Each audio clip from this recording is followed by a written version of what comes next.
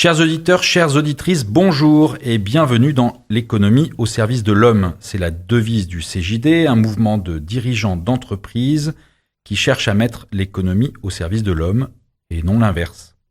Chaque semaine, nous éclairons un thème d'économie positive et inspirante avec un invité de notre territoire. Je m'appelle Richard Gomin et j'ai le plaisir de recevoir aujourd'hui Christine Duchemin. Christine, elle est coach. Le sujet de l'émission aujourd'hui, c'est le coaching. Alors plutôt le coaching au sein des entreprises, donc plutôt pour les collaborateurs et les dirigeants. C'est ça le sujet, et c'est pas le coaching en promenage de chien ou le coaching vestimentaire. Voilà, c'est un terme aujourd'hui qui est pas mal galvaudé.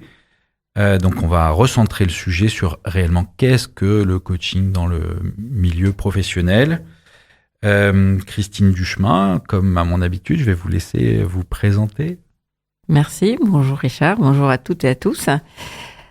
Moi c'est donc Christine Duchemin, je suis coach professionnel depuis plus de 12 ans, certifiée et superviseur de coach, et avant tout j'ai un cœur de métier qui est les ressources humaines, voilà, aussi, donc passionnée par l'envie d'entreprendre, donc j'ai entrepris de créer HR Performance en 2007. Et puis aujourd'hui, voilà, ce qui m'anime, c'est cette envie aussi de pouvoir révéler en chacun sa pépite et professionnellement de pouvoir aussi accompagner les dirigeants, leurs équipes, à rebondir dans les tempêtes. Rebondir dans les tempêtes, ça yes. me parle de météo, de quoi Et mais en fait, je parle de tempête en mer en général, puisque je suis aussi passionnée de voile et de mer, qui sont aussi une façon pour moi. Mais on pourra peut-être en parler un peu plus tard aussi d'accompagner des dirigeants, et puis aussi ça m'a permis de lever la tête de l'eau lors d'une tempête il y a 7 ans. Voilà, où j'ai fondé une association entre ciel et mer, Voile Santé, pour accompagner des femmes post-cancer à reprendre la barre de leur vie. Donc voilà, la mer me parle un peu. D'accord, donc aujourd'hui c'est quand même le coaching en entreprise, oui. Mais on voit bien qu'il y a des passerelles, puisque un humain qui travaille est aussi un humain en dehors de son travail. Exactement. Alors avant de rentrer dans le vif du sujet, la tradition c'est que nous posons à chacun de nos invités 5 questions du tac au tac. Alors sans réfléchir, Christine, oui. Lecture ou cuisine ? Lecture. LinkedIn, Facebook, Insta ? LinkedIn. Noir et blanc ou couleur ? Couleur. Musique ou peinture ? Peinture. Et pour terminer, aube ou crépuscule ? Aube. Merci. Alors, Christine, le coaching, plutôt, on l'a compris, en l'entreprise, en quoi ça consiste ? Ça se pratique comment ? Comment on décide qu'on a besoin de ça ? Qui décide dans une entreprise ? Voilà. Eh bien, en fait, déjà, qui décide dans une entreprise, c'est souvent soit le dirigeant, c'est souvent aussi peut-être un de ses membres, en fait, du comité de direction, soit au niveau des ressources humaines, par exemple. Et dans le pourquoi et le sens, ça va être dans des besoins qui vont être exprimés. On est un peu dans une période là d'entretien annuel, en fait, où les collaborateurs se posent, alors les cadres, les dirigeants, sur j'ai fait le bilan de l'année qui suit et j'ai besoin de me développer. Alors développer, je peux donner des exemples précis, c'est-à-dire que pour un cadre dirigeant, c'est de se dire voilà, il y a une vision, un projet. Comment je peux arriver à cet objectif, sachant que j'ai un besoin de motiver mes équipes en ce moment. De leur permettre justement de trouver du sens dans toutes ces périodes un peu complexes, voire qui changent aussi beaucoup de structuration et d'organisation. Donc c'est comment effectivement arriver à mobiliser par exemple une équipe, et comment moi, en tant que leader, je vais pouvoir développer aussi mon leadership et développer aussi toute cette partie-là. Donc il y a besoin, en fait, là ça peut être un besoin très précis de comment motiver mes équipes et comment surtout les embarquer. Donc, développer mon leadership, par exemple. Ça peut être un axe. Alors, ok, mais à ce moment-là, on a aussi d'autres intervenants dans les entreprises que sont la formation, enfin donc les formateurs et puis les consultants. Alors, pourquoi je vais faire appel à un coach alors que je peux juste inscrire la personne qui a besoin de leadership pour, comme vous le dites, de leadership pour emmener son équipe vers des objectifs ambitieux. Voilà, on l'inscrit à 3 semaines de formation étalée sur 6 mois et puis en avant. Exactement. Et donc là, la formation va répondre sur le comment, les outils, la pratique. Le coaching va apporter en fait, ce qui va être important, c'est que ce soit le dirigeant, le manager, qui soit acteur en fait de sa démarche. Donc, par exemple, moi en coaching, je vais pas pouvoir démarrer si la personne me dit pas précisément, j'ai fixé un cap, une vision. Par contre, ce qui va être important, c'est de se dire les moyens, je les ai peut-être, mais je comprends pas pourquoi ça marche pas. Et le coaching va être plutôt, moi en tant que coach, je vais être confrontante sur si ça marche pas. Je vais donner un exemple précis. La dernière fois, j'avais un dirigeant qui reprenait donc une équipe et il comprenait pas pourquoi sa vision n'était pas précise, n'était pas claire. Et en fait, ce qu'il avait oublié en fait d'identifier, c'est que il n'était pas convaincu lui-même en fait de pourquoi et où il allait. Donc les outils, il les avait, mais s'il avait vraiment besoin aussi de travailler sur et de comprendre en fait quels pouvaient être en fait ses freins dans ce dispositif. Donc le coaching, ce sont des séances d'à peu près 1 heure, 1 heure et demie sur 6 mois à 10 mois. Et je vais reprendre la symbolique de la mer puisque ça me parle. C'est moi je vais d'abord inviter la personne à définir qu'est-ce qui fait sens pour lui. Donc quel est le cap, mais en dehors de la vision stratégique, qu'est-ce qui fait sens pour avancer sur telle organisation, tel projet, et de pouvoir aussi identifier des objectifs très précis. Voilà. Et donc à partir de ça, le dirigeant met en place sa feuille de route. Donc il y a des indicateurs. Et puis moi je vais être aussi, je peux pas démarrer un coaching sans un pacte. Donc c'est-à-dire définir au-delà des objectifs des règles de vie ensemble. Donc le coaching c'est des situations professionnelles, c'est une relation aussi pour permettre en fait à la personne que j'accompagne de le faire sortir un peu de sa zone de confort et d'ouvrir un peu ses écoutilles pour regarder un peu ce qui peut se passer aussi de différent et d'oser un peu avancer vers l'inconnu et de faire bouger un peu les lignes. Donc là, en l'occurrence, ce dirigeant comprenait pas pourquoi ses équipes le suivaient pas, mais en fait, il avait surtout besoin d'être lui-même aussi convaincu de ce qu'il faisait et ce qu'il avait envie en fait de proposer. Voilà. Donc d'embarquer sur sa posture. Voilà. Et alors pourquoi il a pas fait appel à un consultant ? Alors il a déjà en fait, il avait déjà un consultant plutôt sur la partie, on va dire stratégie, organisation, identification, voilà, des axes aussi de développement, formation. En fait, vous le disiez à juste titre, ça c'est aussi important. Formation pour développer des compétences, des savoirs. Le coaching, on va plutôt, avec lui en l'occurrence, plutôt travailler sur sa posture, c'est-à-dire qu'en fait, à un moment donné, c'est de pouvoir aussi lui faire prendre conscience, parce que le coach, je ne vais pas être à la place de. Je fais du conseil aussi dans des domaines RH, et là on vient me chercher pour une compétence bien particulière. Donc je transmets en fait un savoir, une connaissance, des outils. Là, en l'occurrence, un besoin effectivement de comprendre que s'il avançait pas, c'était parce que lui-même avait finalement aussi un besoin dans ce contexte aujourd'hui très compliqué, finalement, en fait, de trouver sa place, dans l'organisation. Donc, si je comprends bien, les bonnes conditions pour un coaching dans une entreprise, alors vous parlez beaucoup d'un dirigeant, moi je voudrais aussi vous amener sur des non-dirigeants dans l'entreprise. Bien sûr. Pourquoi ? Alors, je vais développer ça après, mais donc si j'ai bien compris, il faut d'abord s'assurer que la personne ait les ressources en termes de compétences.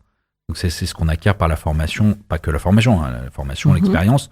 Ça peut aussi être un consultant qui intervient sur le fonctionnement de l'entreprise. Mais le coaching, finalement, il permet d'aller révéler les trucs un peu plus cachés à l'intérieur de la personne. À la fois révéler, je dirais, j'ai envie de commencer aussi, de révéler aussi ses ressources, parce qu'on parle toujours de contrainte aux difficultés. Là, en l'occurrence, oui, il n'y a pas que des dirigeants. Il peut y avoir aussi, par exemple, des chefs de projet qui démarrent un projet et qui ont besoin, en fait, aussi, je parlais de place aussi tout à l'heure, parce qu'un chef de projet, dans l'entreprise, il a déjà sa mission ou sa fonction. D'accord. Et en plus, en parallèle, en transversal, il prend un projet sur 6 mois, sur 8 mois, etc. Donc là aussi, il a vis-à-vis du collectif, parce que dans mon approche du coaching, en fait, il y a certes l'individu et il y a aussi le système. Donc tout ça, c'est relié. Et donc là, si je prends cet exemple de chef de projet, par exemple, il a aussi besoin, lui, sur ce projet-là, de développer son leadership et donc aussi de trouver sa place et de pouvoir aussi, nommer ce qu'il doit faire. Et donc là, moi, je vais travailler sur confiance en lui, quand il a des prises de parole à faire dans le public. Ça sera pas sur la technique, mais sur la façon de se positionner et d'aller chercher quelle est son unicité, sa spécificité. Voilà. Et le coach travaille aussi, on est en relation. Donc moi, il y a 3 dimensions pour moi dans le coaching. C'est situation professionnelle et très opérationnelle. Donc c'est pas un coaching satellisé sur des choses qui ne sont pas très concrètes. C'est deuxième dimension pour moi, c'est une dimension relationnelle. Le coach, il est choisi.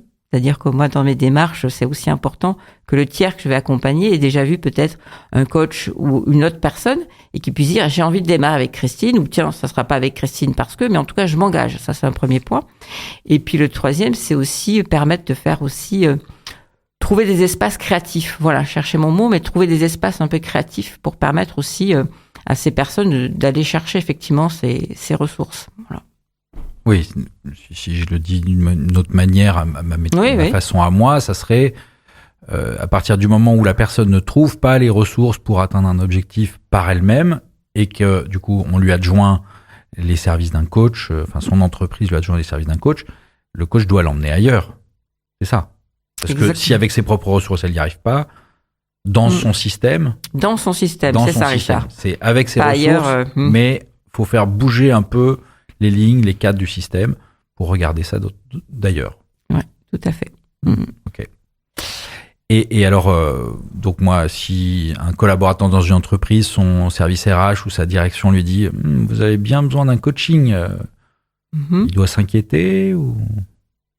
Alors...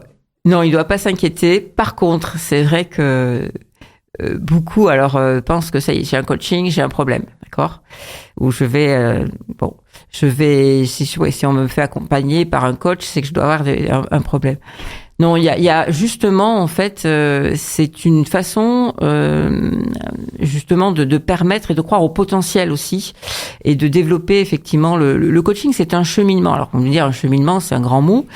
Mais j'ai pas répondu à votre question, c'est-à-dire un coaching. Une fois que je démarre effectivement cette définition, ce que j'appelle un peu du pacte et du contrat, c'est-à-dire de l'intention, de l'objectif bien écrite et bien formelle, je vais partir sur par exemple une période de 6 à 8 mois avec la personne que j'accompagne et des séances d'1h30 à 2 heures, à peu près une fois par mois. Hein. Et là, ce qui va être important, c'est de mesurer aussi dans le concret ce qui avance par rapport aux objectifs. Donc, il y a des indicateurs que la personne aussi pose. Et les indicateurs, c'est pas forcément aussi que des indicateurs très très factuels.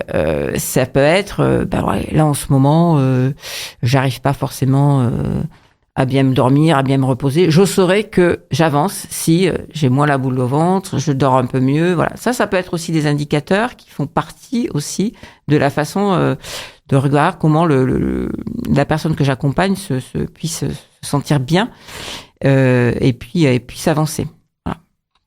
Et alors, du coup, le coach, comment on gère la relation entre l'employeur, la personne qui est accompagnée par un coach et le coach qui est un peu au milieu, comment ça se passe en termes de confidentialité, comment ça se passe en termes de partage de ces objectifs et des indicateurs?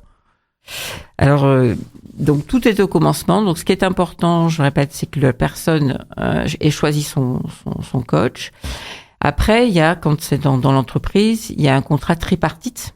Donc, entre le décisionnaire, donc ça peut être le dirigeant, ça peut être le RH, le N+1 de cette personne qui se fait accompagner. Et là, c'est formalisé. C'est-à-dire qu'en fait, le coaching, professionnel est structuré. Moi, j'appartiens à une confédération de coaching, il y a un contrat, donc c'est établi.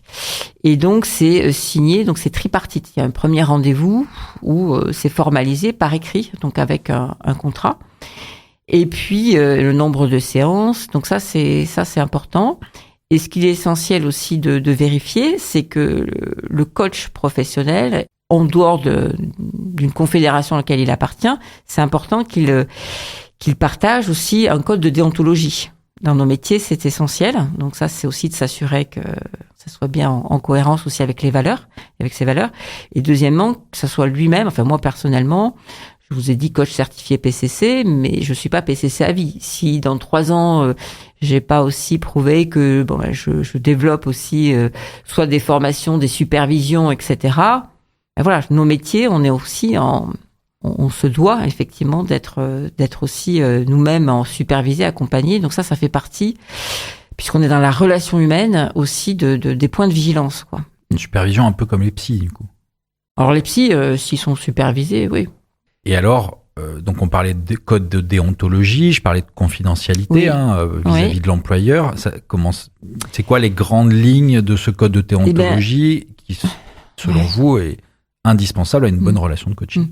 Donc la confidentialité, ça c'est essentiel. Donc la confidentialité, ça veut dire que ce qui va se passer en dehors de cette première réunion tripartite où on pose le cadre, les objectifs, toutes les séances qui vont se dérouler entre ce moment-là et puis après, bien sûr, il y a une fin. Donc dans la fin, il y a un bouclage aussi qui va se faire de manière tripartite. Toute cette étape-là, il n'est pas question pour moi. Déjà, je ne prends pas de notes. D'accord, il y a moi je n'ai aucun compte rendu, aucune note. Et puis le DRH ou le directeur pourrait m'appeler. Je ne donne aucune information de ce qui se passe. Par contre, nous pouvons proposer à mi-parcours une séance, ce qu'on appelle une séance un peu de bilan intermédiaire, à la demande soit de l'accompagné, du coaché et du commanditaire. Voilà. Donc confidentialité, c'est-à-dire que moi je ne dis rien en fait. Voilà, ça c'est important. Et puis après, les valeurs, c'est aussi nous sommes dans la relation humaine, donc c'est-à-dire qu'avec les personnes que j'accompagne, j'évite effectivement peut-être d'accompagner des membres de ma famille, des amis. C'est aussi, il faut faire très attention par rapport à ça. Donc ça c'est essentiel, quoi. Alors, merci d'avoir. On est rentré vraiment dans le détail de comment ça se déroule une relation de coaching dans une entreprise. Là, ce qui m'intéresse, c'est combien d'écoles ou de familles. Chez les psys, on le sait, il y a l'analyse transactionnelle, il y a la PNL, oui. Il y a la sophrologie. Après, il y a les écoles plus psychanalytiques. Donc, il y a des écoles. Est-ce que dans le monde des coachs, est-ce qu'il y a aussi des grands courants de pensée, des grandes façons de travailler? Des grandes façons de travailler, oui, effectivement. Donc moi, j'ai fait partie, et je fais toujours partie, en fait. J'ai fait chez International Mosaïque, qui a 30 ans, qui fête ses 30 ans cette année. Donc là, ce courant est plutôt, en fait, dans cette volonté de pouvoir d'abord travailler sur la partie systémique, en fait. C'est-à-dire que la personne que nous accompagnons et que j'accompagne fait partie d'un système, donc on regarde aussi tout ce qui est aussi aux alentours. Les courants peuvent être là, en l'occurrence, c'est le leadership du vivant, donc c'est de faire le lien en fait avec tout est lien, tout est au commencement, tout évolue et tout est comme dans des cycles effectivement de la vie. Vous parliez tout à l'heure dans l'introduction aussi, oui, c'est des modes de vie. Moi-même, je suis aussi je rebondis par rapport à des éléments de vie, et donc ça c'est essentiel. Donc le courant peut être soit systémique, soit la partie ou l'approche du leadership du vivant. Donc ça c'est par exemple International Mosaïque. Vous avez aussi d'autres mouvements comme HEC, d'autres écoles en fait, qui sont plus dans la démarche de analyse transactionnelle, PNL, d'accord. Donc ça c'est important. Donc c'est ces fameux courants aussi. Ce qui va être essentiel, et je trouve ça assez important, c'est quand on choisit aussi une école ou un courant, au-delà de la relation humaine, c'est aussi de savoir mais pourquoi cette école par rapport à une autre. Et beaucoup d'écoles aujourd'hui ou de structures en fait sont aussi on peut pas se dissocier en fait du système et de l'organisation. Aujourd'hui, on voit bien, on est obligé de changer effectivement de paradigme dans tout ce que on vit. Et nous, c'est notre cœur de métier en fait, le coaching. C'est de pouvoir aussi, en position à côté de la personne ou de l'organisation qu'on accompagne, se poser pour pouvoir en fait prendre conscience que tout ce qui se vit dans l'organisation se vit aussi à côté et dans le système. Donc tout ce qui va être vivant, je parle de vivant, c'est-à-dire que vous êtes chef de projet, pour pas parler de dirigeant, un chef de projet, les premières idées, bien par savoir quand on ressent dire oula ce projet-là, on sent tout de suite si ça va partir, si ça va être plutôt positif, pas positif. Et si j'ai pas écouté ma petite voix au départ parce que j'y vais à contre-courant ou etc., je fais l'hypothèse en général qu'il y a des choses qui risquent de pas forcément bien se passer. Donc c'est ça qui est aussi intéressant, c'est de savoir comment effectivement dans notre approche on étudie en fait et on regarde en fait l'ensemble du système. Après, vous avez des écoles qui sont aussi des écoles parce qu'aujourd'hui, il y a plus de, si je me trompe pas, 500 ou 600 coachs qui sont formés par an, voilà, qui sortent de différents courants d'écoles. Donc, il y a des approches, on le voit maintenant, alors certains parcours en un an formés au coaching avec du digital, avec du, voilà. Donc ça, c'est d'autres approches. Mais il y a très peu d'écoles qui ont une trentaine d'années ou 20 ans ou 25 ans. Donc le coaching, c'est pas tout récent. Donc c'était aussi, voilà, il y a des valeurs, une déontologie, des façons aussi de faire prouvées dans les organisations, dans les entreprises et ailleurs, quoi. Voilà. Et tout à l'heure, vous disiez que votre préconisation pour un dirigeant ou un DRH qui voudrait faire coacher un collaborateur, un chef de projet, comme vous l'avez dit par exemple, vous lui disiez, en fait, il faut qu'il choisisse. Donc, ça veut dire l'idéal, c'est qu'il rencontre deux, trois coachs pour faire son choix. Est-ce que, du coup, vous préconisez aussi que parmi ces 2-3 coachs, ce soit 2-3 écoles différentes? Oui, tout à fait. Ça peut être aussi, ça peut être ça. Parce qu'en fait, si vous voulez, ce qui va être essentiel, justement, la différence entre la formation et le coaching, par exemple, formation, vous suivez un plan de formation, vous avez fait des demandes de formation très précises par rapport à un objectif, un développement de compétences ou bon. Le coaching, ce qui va être important, c'est si je choisis la personne avec qui je peux accompagner, je m'engage en fait. Voilà. Si je reprends l'axe de la boussole nord-sud, par exemple, c'est un engagement. Je m'engage vis-à-vis d'une intention parce que c'est un cheminement, donc c'est aussi un investissement temps, engagement au niveau de l'entreprise. Et je définis aussi les récoltes et les résultats que je vais attendre. Donc cet engagement, si je le prends déjà au début, je m'engage à vouloir travailler par exemple avec Richard et pas avec Christine, ou avec Christine et pas avec Richard, je vais devoir déjà aussi me prononcer, tiens, pourquoi ça? Pourquoi je fais ça? Pourquoi je fais ce choix? Qu'est-ce qui m'engage? Et j'entends en tant que formatrice parfois, quand on arrive en ouverture de stage, ouais, bon, d'accord, je subis la formation. Quand on fait un tour de table, je sais pas si ça arrive à certains formateurs, ben là, vous avez choisi d'être accompagné, et pour moi, le premier acte aussi commence là, tu t'engages dans un coaching, et ben, tu t'engages aussi avec un coach, et on fait un bout de chemin ensemble, avec un tiers, bien sûr, qui est le commanditaire de l'entreprise, qui va faire partie du système, avec une déontologie, un cadre bien précis, ça c'est important. Notre coaching, c'est structuré pour se relier. Si je prends, voilà, je peux pas être dans le lien si j'ai pas structuré. Inversement, si je structure trop, j'ai du mal à être un peu dans la relation et dans le lien. Ok, donc on est toujours sur Clapas, 93.5 sur la bande FM. Alors, vous avez parlé tout à l'heure de voile. Moi, je voudrais que vous nous parliez un peu de votre projet, de ce qui vous tient à cœur par rapport à la voile. Vous pouvez développer ça? Merci. Alors, oui, quand je me suis présentée, j'ai dit que j'ai une envie toujours d'entreprendre et passionnée. Donc, je vais faire le lien peut-être aussi avec le choix dans le coaching. Je trouve que c'est aussi important, de trouver son unicité, sa spécificité. J'ai mis du temps à vouloir, et moi, c'est la voile. Et sur le coaching voile, voilà ce que je propose dans le très concret.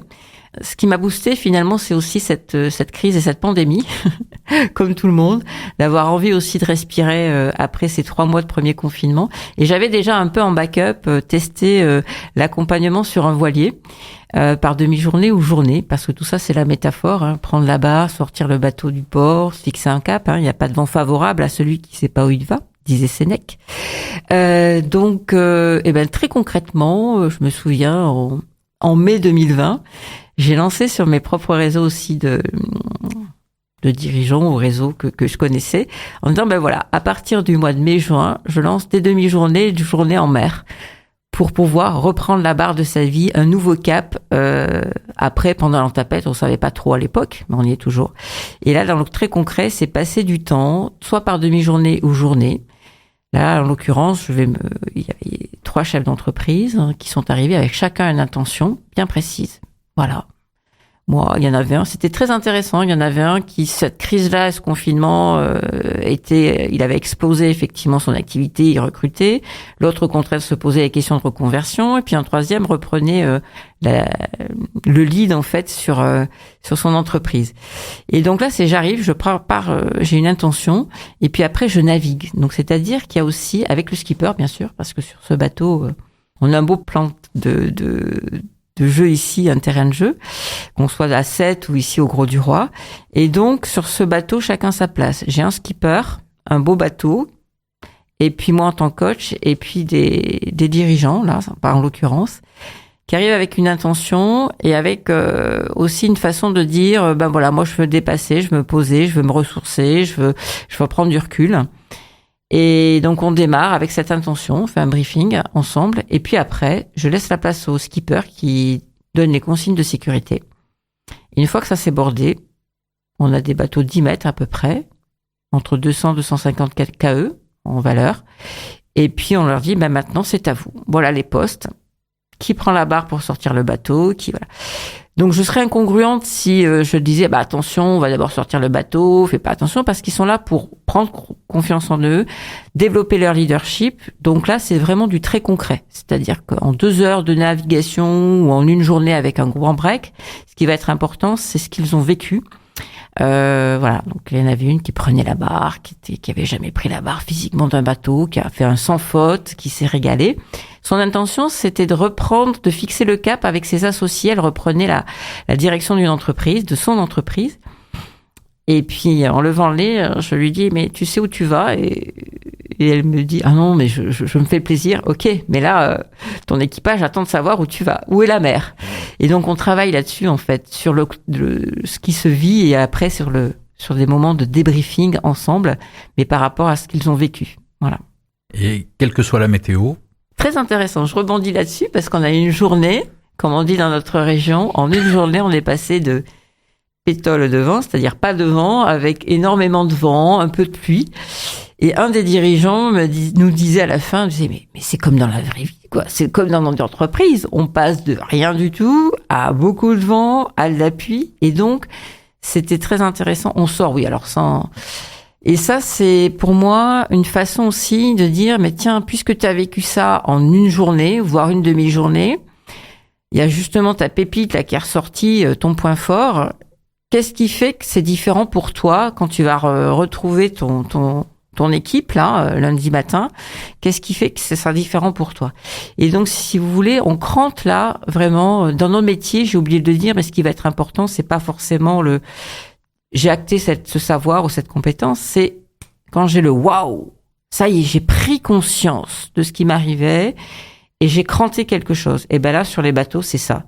Tiens, j'ai vécu ça, j'ai cranté que sans communication précise, je ne pourrais pas avancer et embarquer mes équipes. Christine Duchemin, merci.